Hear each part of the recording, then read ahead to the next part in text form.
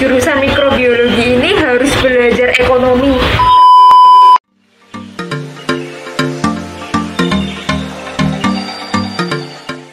Halo teman-teman.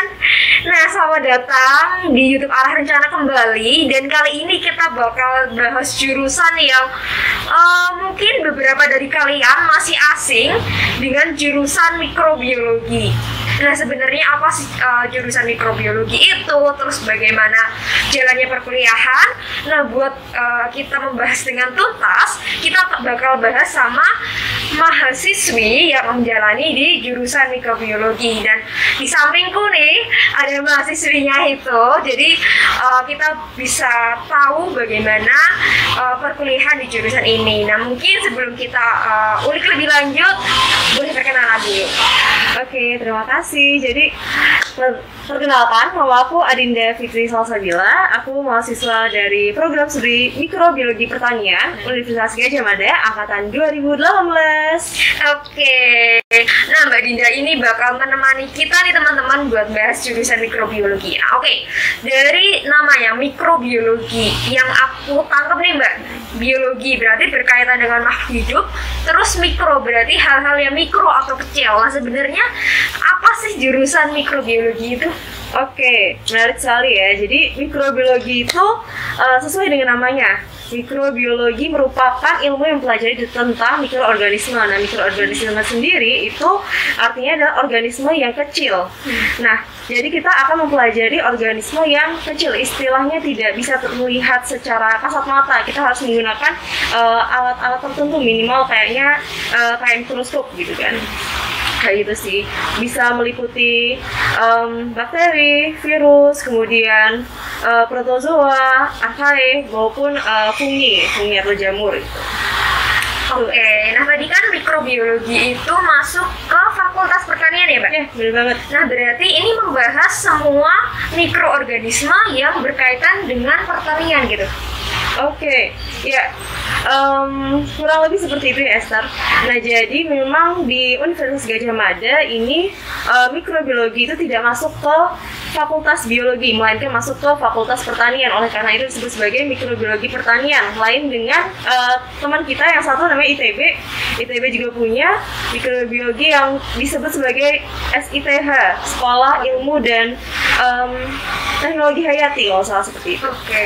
Nah, bedanya apa? Kalau teman-teman ITB itu dia bisa mempelajari mikrobiologi secara lebih luas gitu, termasuk kesehatan. Sedangkan kalau misalnya di UGM kita dibatasi, yang di bagian kesehatan itu dibatasi karena udah diambil sama teman-teman dari Fakultas Kesehatan gitu, ibaratnya kayak gitu. Jadi yang kita pelajari adalah mikrobiologi yang berkaitan dengan lingkungan, pangan, pertanian maupun pakan kayak gitu. Oke, berarti karena jurusan mikrobiologi ini masuk ke Fakultas Pertanian, jadi fokusnya hanya dalam batas pertanian. Tapi kalau misal di universitas lain bisa membahas lebih luas lagi, begitu ya, Mbak? Oke, karena namanya biologi, apakah teman-teman SMA yang mau masuk ke jurusan ini tuh harus pintar sama pelajaran biologi? Oke. Jadi apakah harus pintar gitu di pelajaran biologi? Lebih tepatnya adalah apa ya? Harus ada kemauan untuk belajar biologi gitu kan? Karena memang biologi itu adalah suatu ilmu yang mendasar gitu ya. Itu ilmu umum lah untuk mempelajari bagian yang lainnya. Jadi ibaratnya mikrobiologi ini merupakan cabang dari ilmu biologi gitu. Jadi mau nggak mau kita harus belajar tentang biologi. Itulah sebabnya kenapa nanti kita di awal-awal semester itu biasanya ada pelajaran-pelajaran umum kayak biologi, kimia, fisika, matematika itu bisa dapat juga. Kemudian ya tentunya kita harus lebih mendalami lagi yang bagian mikrobiologi ini kan, karena sejujurnya memang mikrobiologi ini tidak begitu dipelajari saat kita di bangku sekolah. Jadi memang kita harus lebih struggle lagi ketika kita sudah masuk ke bangku perkuliahan gitu. Tapi seru sih. Oke, berarti berarti buat teman-teman SMA yang mau masuk ke jurusan ini yang khawatir karena tidak terlalu pintar di pelajaran biologi itu mungkin tidak perlu terlalu khawatir ya. Yang penting secara basic sudah paham, jadi bisa menjadi bekal untuk berkuliah di mikrobiologi karena semua dipelajari dari nol, begitu ya Mbak? Iya, untuk di semester awal iya. Oke Mbak, tadi kan sempat disinggung belajar tentang bakteri, terus tentang virus, tentang protozoa. Nah, mungkin lebih diperdetail lagi selama 8 semester ini berkuliah di jurusan mikrobiologi itu apa sih yang dipelajari gitu? Iya, selama 7 semester ini ya, apa dipelajari tentunya banyak sekali ya, terutama yang berkaitan dengan mikrobiologi sendiri. Nah, di sana kita akan mempelajari berbagai basic mikrobiologi, di antaranya ada fisiologi mikrobia, ada genetika mikrobia, kemudian ada ekosistem mikrobia, mikrobiologi air, taksonomi mikrobia, dan masih ada lainnya misalnya kayak biodegradasi, bioremediasi, kemudian masih ada lagi enzimologi, dan masih banyak lagi. Tadi yang biodegradasi, terus enzimologi itu tuh belajarnya membahas tentang apa sih Mbak? Oke, yang aku bahas tadi memang sangat sangat berbeda ya. Misalnya tadi kita bicara tentang fisiologi mikrobia, maka kita akan belajar tentang hasil metabolisme mereka yang bisa kita gunakan dalam industri. Misalnya mereka menghasilkan apa, alkohol, kemudian alkohol kita gunakan untuk pengembangan apa, etanolnya gitu kan. Terus kemudian terkait dengan enzimologi. Enzimologi dari namanya aja kita mempelajari tentang enzim gitu. Ilmu yang belajar tentang enzim, maka kita bisa jadi mengambil suatu enzim dari suatu mikrobia, kemudian kita gunakan dalam berbagai aspek kehidupan. Misalnya dalam aspek kesehatan juga bisa gitu, karena memang peran enzim sendiri kan memang untuk istilahnya untuk mempercepat suatu reaksi lah gitu. Kemudian tadi tentang biodegradasi, bioremediasi itu pasti tentang hal-hal yang berkaitan dengan lingkungan gitu. Misal lingkungan kita tercemar oleh logam, misalnya kayak gitu, bisa didegradasi ternyata oleh mikroba tertentu gitu. Dan jadi kandungan dari logamnya sendiri bisa turun kayak gitu. Oke, nah itu kalau itu kan berkaitan sama biologi banget nih Mbak. Tapi apakah belajar tentang hitung-hitungan, misal kayak matematika, fisika, karena kan ilmu itu saling berkaitan nih. Nah itu sempat dibahas di jurusan ini nggak sih? Atau ada selipan ilmu-ilmu sosium nih? Iya. Jadi dalam program studi ini karena kita di Fakultas Pertanian ya, tentunya kita tidak hanya akan mempelajari tentang mikroorganisme, kita juga belajar tentang ilmu-ilmu pertanian gitu. Ilmu pertanian diantaranya ada agronomi, kemudian ada pengantar ilmu pertanian, dan juga kita belajar tentang ekonomi pertanian gitu. Ekonomi pertanian itu kayak gimana Mbak? Ekonomi pertanian, kita di sana akan membahas tentang bagaimana sih suatu produk pertanian itu ketika dijual harganya sekian, atau harganya sekian itu apakah sudah sesuai dengan input yang diberikan, apakah kita bisa untung atau malah rugi kayak gitu ya, seperti anak ekonomi pada umumnya gitu. Oh oke. Tapi kenapa sih jurusan mikrobiologi ini harus belajar ekonomi? Karena kan yang aku pahami nih, kan itu belajar tentang bakteri-bakteri, terus perannya ke pertanian. Nah, kaitannya sama ekonomi itu apa? Jadi kalau aku melihatnya ya, sisi baiknya adalah mikrobiologi ini tuh bisa diaplikasikan di berbagai bidang. Salah satunya adalah bidang kewirausahaan. Jadi jangan bayangkan bahwasannya mikrobiologi itu hanya akan berakhir di lab gitu. Nah, ada juga mungkin cutting-cutting atau alumnus dari mikrobiologi pertanian itu mengembangkan usaha, misalnya pembuatan yogurt, kombucha, kemudian tempe, itu kan semua menggunakan mikroorganisme ya. Dan mereka kembangkan itu, mereka kemas dengan lebih baik sehingga bisa diusahakan, bisa dijual gitu ke masyarakat. Oke, ini membuka pikiranku. Ternyata mikrobiologi itu tidak hanya berakhir di lab, tapi juga bisa dijual belikan gitu ya, dipasarkan. Oke, nah berkaitan sama ilmu biologi, biasanya ada kegiatan praktikum. Nah, anak jurusan mikrobiologi itu praktikumnya seperti apa?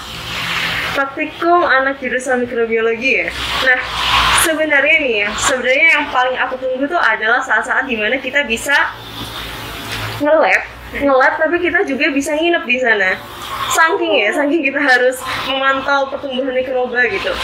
Nah, tapi karena ini kena kan pandemi ya, pandemi COVID-19, jadi kebetulan di bagian itu skip diganti dengan alat yang bisa memantau pertumbuhan mikrobia itu secara otomatis gitu. Jadi kita nggak perlu hitung gitu, lihat langsung gitu. Dan sebenarnya praktikumnya susah apa enggak? Praktikumnya ya dibilang susah itu relatif banget sih sebenarnya, karena memang ya untuk mata kuliah mikrobiologi sendiri kalau menurut aku ya, dibanding dengan mata kuliah teman-teman yang lain yang disuguhkan secara bersama-sama gitu, maksudnya anak-anak prodi lain itu juga dapat, memang matkul dari mikrobiologi itu memang lebih susah gitu, karena memang kita akan benar-benar menyelami gitu, dan kita susahnya adalah untuk kayak memikirkan ini tuh bentukannya seperti ini, karena memang nggak terlihat gitu kan, kayak gitu, dan reaksinya bisa terjadi seperti itu, dan itu kita harus benar-benar kayak membayangkan dan memasukkannya ke dalam hal-hal yang logik gitu. Oke, berarti kesulitan dari praktikum ini karena hal-hal yang dipelajari itu tidak bisa terlihat dengan mata langsung gitu ya, jadi harus membayangkan apa yang dipelajari begitu ya. Beberapa demikian ya. Oke, nah untuk praktikum itu apakah perlu membeli alat sendiri atau semuanya itu sudah disiapkan sama kampus? Iya. Jadi secara umum ya semua sudah disediakan oleh kampus ya. Cuman mungkin kalau ada bahan-bahan tertentu dan mungkin murah ya, termasuk murah, mungkin nanti akan disuruh gitu oleh asistennya untuk misalnya membeli ini atau membawa ini gitu. Dan itu biasanya tidak begitu menyulitkan sih. Mudah-mudah aja kalau untuk alat-alatnya. Oke, nah kalau software nih Mbak, ada nggak sih software yang itu tuh digunakan di jurusan mikrobiologi yang itu tuh belajar tentang digunakan untuk misalnya menganalisis bakteri gitu, atau pakainya software yang kebanyakan juga dipakai sama jurusan lain? Iya. Dibilang apakah jurusan lain juga menggunakan, pastinya ada ya, karena memang mikrobiologi pertanian di UGM itu nggak hanya terbatas pada penggunaan mikrobia pada dunia pertanian gitu, tapi juga bisa ke lingkup yang lainnya gitu. Nah, softwarenya sendiri nih, biasanya kalau di praktikum yang disuruh adalah misalnya kayak DNA baser, kita bisa ibaratnya memotong base pair dari si DNA sendiri. Kemudian juga ada ada pelajaran takson, itu juga kita harus menginstal suatu software juga sih, saya juga lupa namanya apa. Kemudian software lainnya sebenarnya bisa tersedia secara online juga gitu kan. Nah, mungkin yang agak-agak berat mungkin kayak softwarenya Rancop gitu ya. Rancop itu biasanya kita pakai RStudio, mungkin kalau teman-teman yang lain pakai SPSS kayak gitu. Itu membutuhkan spesifikasi laptop yang tinggi nggak sih Mbak? Menurut dari pengalaman saya, memang lebih baik punya laptop dengan spesifikasi yang tinggi, terutama bagian kayak RAM-nya atau cakupannya lah, istilahnya storage-nya lebih besar, karena memang aplikasi-aplikasi tersebut tuh bisa memperlambat kinerja dari laptopnya sendiri. Jadi daripada memperlambat kinerja dari kerjaanmu, lebih baik ya langsung aja deh punya laptop yang memang storage-nya lebih kapasitasnya lebih besar lah gitu, jangan nanggung-nanggung kayaknya. Iya sih, semakin bagus ya akan semakin mempermudah kita buat menjalani perkuliahan dengan adanya software itu. Kalau di semester atas, apakah ada konsentrasi atau peminatan di jurusan ini?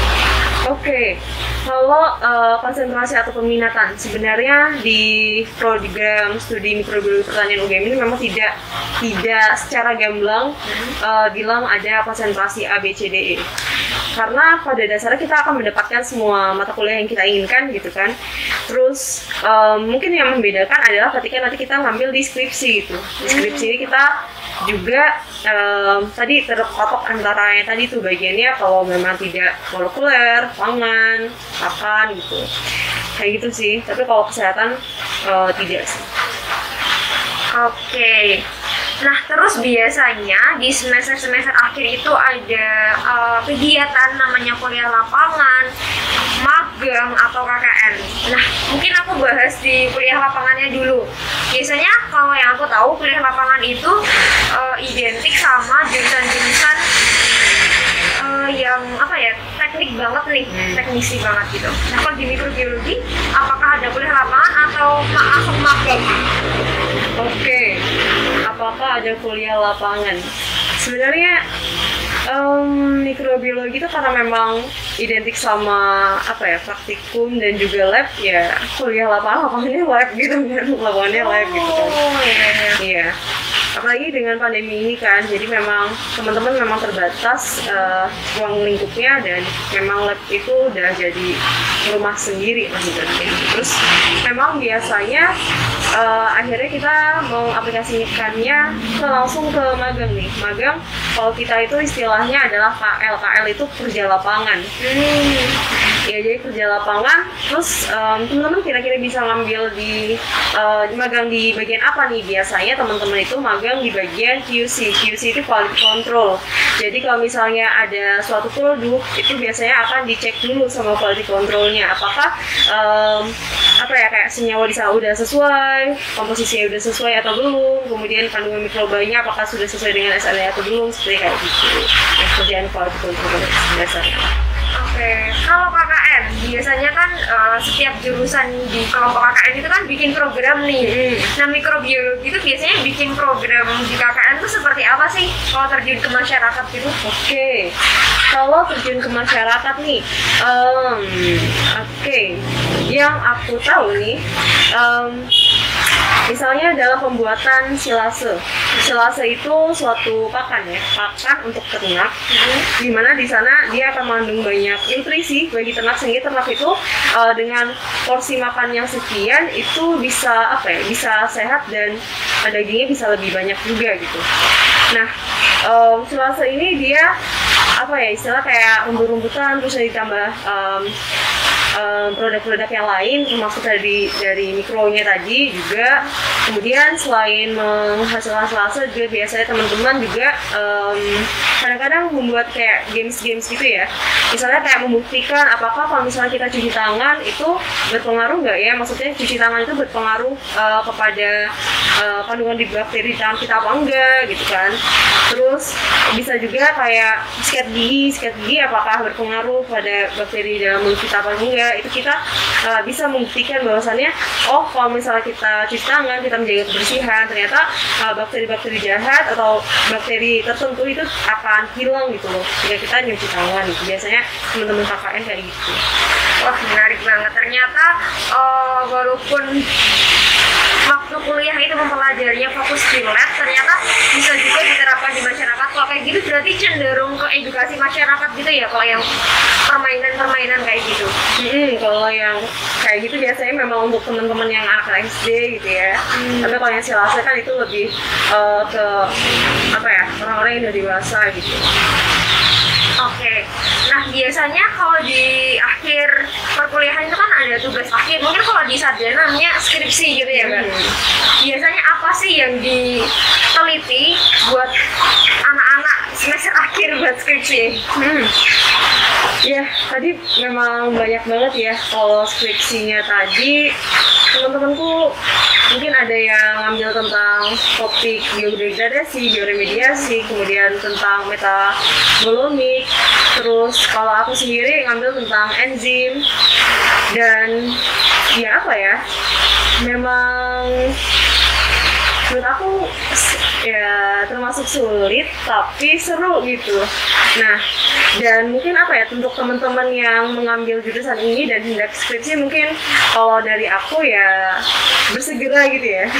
Jangan ditunda-tunda, karena kalau ditunda-tunda nanti ya hasilnya bakal lama gitu ya. Karena jujur li, program studi mikrobiologi ini termasuk program studi yang susah gitu, karena kita bermain dengan mikroorganisme yang mana dia itu sebenarnya adalah memang makhluk hidup gitu, makhluk hidup yang ibaratnya kita lihat itu nggak bisa kan, dan dia itu apa ya, benar-benar harus hidup sesuai dengan kemauannya dia. Kalau misalnya nih lingkungannya itu tidak sesuai dengan yang dia inginkan, tuh dia bisa mati gitu, dan kita harus ngulang lagi kayak gitu.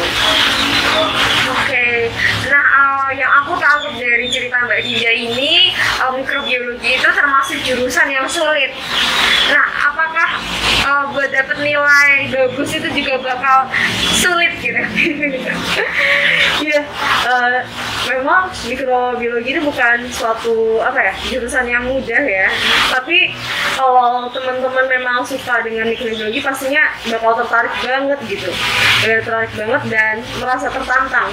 Soal nilai, ya seperti aku bilang dari awal, itu memang agak susah ya. Kalau memang teman-teman belajarnya ala kadar, ya nanti hasilnya juga ala kadar gitu. Tapi kalau misalnya teman-teman belajarnya susah payah, insya Allah nilainya juga bagus, dan nilai A itu bisa. Kalau misal nilai didapat itu kurang sesuai sama ekspektasi atau di bawah standar gitu, ada sistem remedi atau ngulang?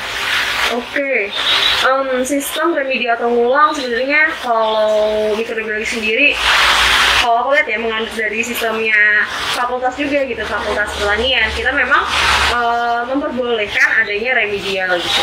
Tapi lebih ditekankan untuk teman-teman yang punya nilainya C ke bawah gitu. Jadi kalau misalnya masih nilai B, lebih baik mungkin tidak usah ngulang, karena mungkin ada teman-teman lainnya, ada kating-kating lainnya gitu ya, yang mau ngulang juga. Nah, dan terkait nilai sendiri pun sebenarnya ini tergantung dari dosennya ya. Ada orang yang ibaratnya ngulang dapat nilai A, bisa ya udah tulisnya nanti A. Tapi ada juga orang yang ngulang tapi nanti nilai maksimumnya paling cuma B. Ya itu memang struggle-nya sendiri lah gitu. Jadi memang kalau bisa mengusahakan sebaik mungkin di awal, ya udah diusahakannya aja dari awal gitu. Jangan nunggu nanti kan kita nggak tahu ya hasil percobaan kedua itu gimana gitu. Oke. Oh ya, ini sempat kelupaan buat aku bahas. Tugas anak mikrobiologi itu seperti apa sih Mbak? Apakah seperti jurusan lain yang bikin PPT, bikin makalah, atau ada tugas yang jadi ciri khas anak jurusan mikrobiologi? Oke. Tugas yang jadi ciri khas anak mikrobiologi, sebenarnya tugas anak mikrobiologi itu ya sama aja ya sama teman-teman dari saintek pada umumnya gitu kan. Memang kita melakukan praktikum, mengerjakan laprak, kemudian kita akan ada diskusi, terus juga presentasi ya, seperti itulah, research jurnal yang lain. Sebenarnya kalau misalnya yang benar-benar menggambarkan anak mikro, kayaknya nggak ada banget, yang benar-benar banget tuh nggak ada sih. Ya cuman memang laprak as always lah ya. Iya, itu udah jadi ciri khas jurusan desain tuh kayak Mbak? Iya, kayak gitu. Nah, kalau jam kuliahnya itu termasuk padat atau santai atau ya udah biasa aja? Jam kuliahnya ya, kalau menurut aku dari semester 1 sampai dengan semester 6 itu pasti padat banget. Padat banget. Kemudian nanti kalau udah masuk semester 7 sama 8 udah mulai longgar dalam artinya memang SKS juga dikit gitu, paling cuma ngambil seminar, kemudian ngambil skripsi, begitu aja. Ya di awal-awal memang padat banget, terutama ada praktikum yang dalam satu semester tuh bisa 5 gitu kan. Banyak banget. Ya, cuman kalau misalnya praktikumnya dalam satu semester itu ada 5 tuh biasanya dibagi atas 2 gitu. Praktikum A sama praktikum B. Praktikum A itu nanti akan dilaksanakan sebelum UTS, sedangkan praktikum B nanti akan dilaksanakan setelah UTS kayak gitu. Oke, tadi kan dibilang ya kalau kuliahnya itu termasuk padat atau bahkan padat banget. Nah tapi masih ada kesempatan nggak sih buat teman-teman itu aktif di organisasi, di event atau bahkan ikut lomba? Iya. Nah, memang apa ya? Kalau aku memperhatikan teman-teman aku juga di mikro, jangan dibayangkan anak mikro itu anak yang apa ya, ibaratnya introvert, belajar mulu gitu kan. Enggak gitu. Banyak juga teman-teman aku di mikro yang dia tuh aktif organisasi, baik di BEM maupun di UKM kayak gitu. Dan juga mereka bisa berprestasi secara akademik maupun non akademik juga gitu. Misalnya non akademik, teman-teman ada yang ikut kayak lomba-lomba yang game gitu. Kemudian ada juga yang ngeband, nyanyi, itu juga mereka jago. Kemudian di bidang akademik pun mereka cukup baik gitu. Nah, ini bisa dilihat dari Mapres pertanian tahun ini juga itu berasal dari mikrobiologi pertanian gitu. Oke, jadi walaupun kuliah padat itu masih ada kesempatan buat explore soft skill di luar akademik. Nah, kalau lomba itu lomba-lomba di anak jurusan mikrobiologi itu seperti apa?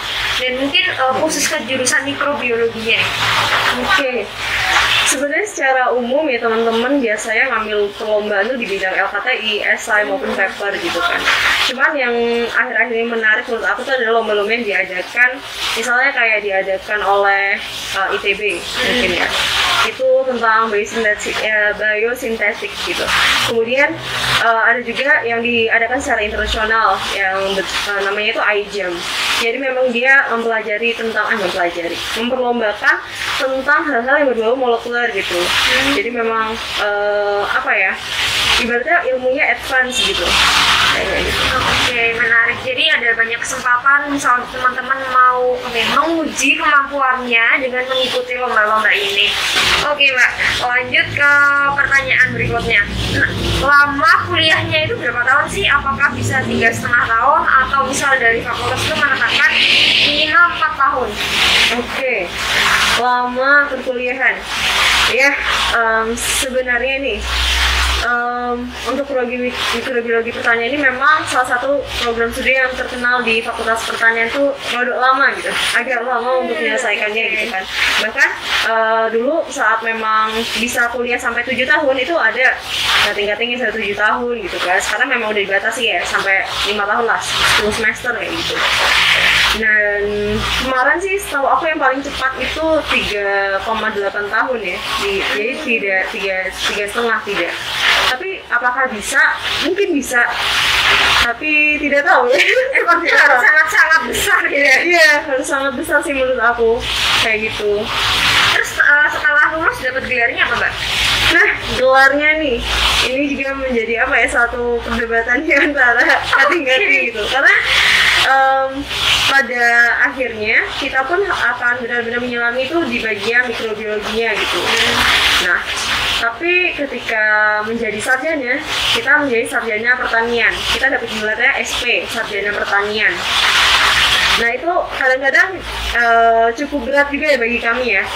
Dalam artian gini kan, misalnya kamu dikenal sebagai sarjana pertanian, jadinya ekspektasi orang itu adalah kamu mengerti segala sesuatu tentang pertanian gitu. Padahal dalam fakultas pertanian itu kan ada konsentrasinya masing-masing gitu kan.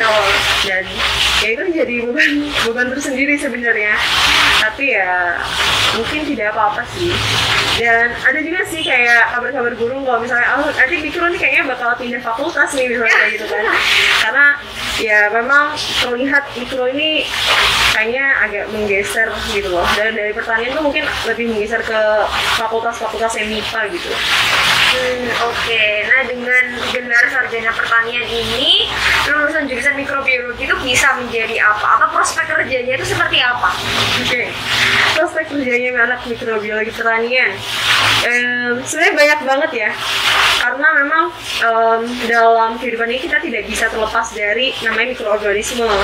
Bahkan di saat kita sudah sangat bersih sama sekali itu mungkin nggak ada mikroorganisme buat kita, karena memang kita membutuhkan mikroorganisme itu gitu. Nah prospek kerjanya bermacam-macam, yaitu tadi kalau jadi apa ya, jadi asisten lab juga bisa, menjadi ilmuwan bisa, jadi dosen bisa, kemudian jadi pengusaha juga bisa. Ya memang tergantung sama peminatan masing-masing aja, lebih mau kemana gitu arahnya. Tapi ada nggak sih Mbak institusi tertentu yang itu menerima sangat banyak lulusan jurusan dari mikrobiologi? Oke. Kalau seingatku sih tidak ada institusi tertentu ya. Lebih tepatnya adalah institusi yang bergerak di bidang apa gitu. Mungkin lebih kepada bergerak di bidang pertanian, misalnya kayak pupuk gitu. Itu biasanya ngambil banyak anak-anak itu lah ya. Karena memang apa ya, penggunaan pupuk hayati saat ini memang lagi ngetren gitu dibanding kimia gitu kan. Oke, menarik banget. Nah, tadi juga sempat diceritakan kalau jurusan ini banyak kegiatan praktikumnya. Nah, itu apakah mengaruhi biaya kuliah yang mungkin menjadi lebih tinggi dibandingkan jurusan lain, atau masih apa ya, sederajat atau sama jurusan lain mungkin di sama-sama fakultas pertanian? Oke.